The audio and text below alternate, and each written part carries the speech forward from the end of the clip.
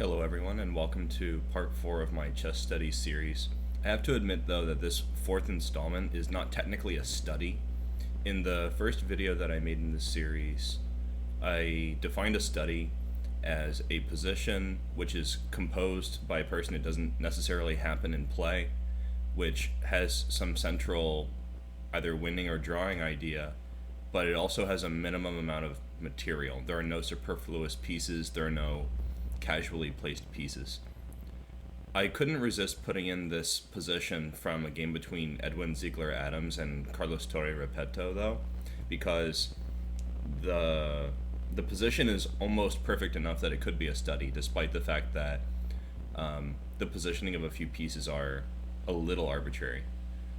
So I hope you can forgive me. It's technically not a study, but it's such a nice position that I have to give it. I first saw this many years ago when I was first learning chess in around 2009. I relied very heavily on chessgames.com, and it's still a very useful resource if you just want to see some games played by historic players. And they had a game of the day column, and this was game of the day once, and it had a very funny title, which is also a hint for how you should solve this with white to play. It was called Take My Wife, Please, which is a reference to a comedy skit. So take some time now to try to solve this puzzle with white to play. I would not spend more than half an hour trying to solve any puzzle. I think that that's really the high end of how much time you should invest. And if you find yourself really stumped after whatever amount of time is comfortable for you, you could pause and see you could see the first move and then pause and try to solve it again. So, okay. So the reason that this puzzle is called Take My Wife, Please is because one of the central themes is deflection, and the piece that we will use to do the deflection is the queen. So, surely you notice that there's this check. Rook takes e8. But it doesn't look that useful on the surface. I mean, after all, the queen's hanging. We have to deal with this as well. But it would be really nice if we could take twice on e8. The reason that we can't just do that, for example, like this, is that in the end, we've run out of our attacking pieces and we still have to save our queen. We didn't improve our position at all. But imagine if the queen wasn't there. Then we would be able to play this rook takes e8 move. And for that reason, the first move of the sequence is queen g4. So it's an open invitation to take the queen, and most people would not feel very comfortable with this. But there's a season for everything in chess. If they take the queen, we get a back rank mate by force.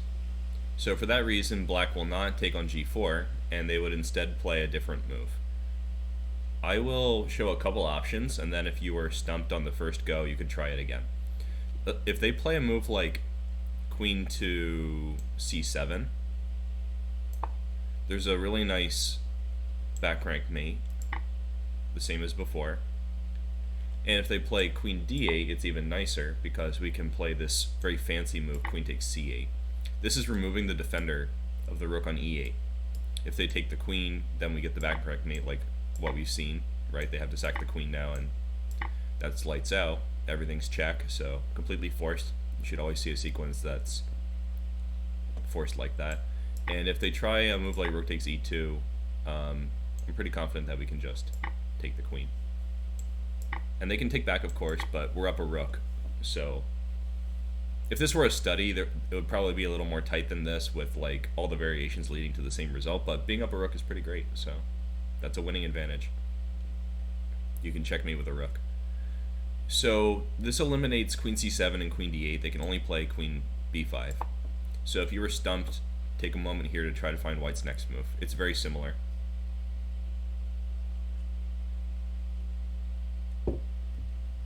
Okay, so this rook on e8 is guarded by the queen and by the rook. So why not deflect both of them? Take my wife, please. And you guys should all see that. Google that comedy sketch if you're into that kind of thing. So if the queen takes, it's me. If the rook takes, it's mate 2. So they can only play a move like queen to, well, b6 or d7, but b6 you just get checkmated, so I think d7 is the only one. And here we can do the same thing again, and if you didn't find it by now, I'm just going to show you. Queen c7, it's the same idea. If they take with the queen, we mate. If they take with the rook, we mate again on e8. It's the same pattern each time. And so they can only go back to b5. This is actually the trickiest part, because it turns out that black actually has some kind of active defense. Before this moment, they were just kind of running around, like hiding from the queen. But with the queen on b5, they're also pressuring the rook on e2, so you can't just play any move. For example, queen takes b7 is very tempting, because after queen takes b7, if they take, you play rook takes e8. But they're not forced to take. If you play queen b7, they will play this one, and it's actually black who wins. Because if rook takes e2, looks simple, but there's going to be a back rank mate. Even if you play knight e1, rook takes e1, there's an x-ray attack, and when you take back, it's going to be mate. If the queen was on like a6, it actually wouldn't even help, because you'd still be down a bishop, so it wouldn't be mate, but it would still be pretty terrible. So you always have to look out for these kinds of counter thrusts. And if you try queen takes c8 like a desperado in return, then they will also desperado their queen, but it's with check. It's not mate because the rook is pinned, but this is a very sad position to play. So the move is a4. We want to force them to a square that's not attacking the rook before we go ahead with our plan. So we play rook e4, and when they go back to b5, queen takes b7 wins. There's some speculation that this didn't actually happen in their game and this was just analysis, but I don't care. It's like really awesome. Like deflecting over and over again. We're like take my wife like 10 times. This is back rank mate. It's a very instructive puzzle, and that's why it is one of my favorite studies of all time. So I hope you guys enjoyed this. If you like it, please check out my other videos. I'm trying to make a lot of free content so that people can take their education into their own hands. And I guess I'll see you guys around, maybe in a live stream. I'm going to be doing that more now that I am about to submit some important application. And I hope to make a lot more content, so stay tuned for that. Maybe subscribe. Alright, thanks everyone. Take care.